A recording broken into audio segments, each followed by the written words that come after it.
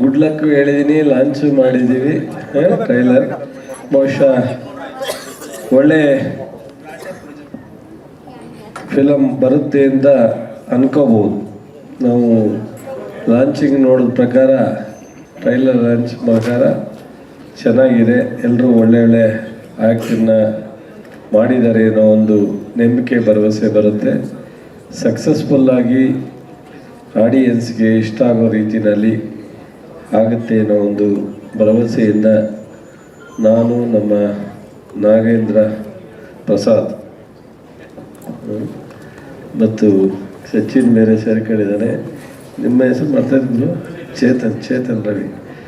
Actress, directors, producers ಎಲ್ಲ ಹಿತೈಷಿಗಳು ಸಮ್ಮುಖದಲ್ಲಿ ಇವತ್ತು ಕಿರಿಕ್ ಲಾಂಚಿಂಗ್ನ ಮಾಡಿದ್ದೀವಿ.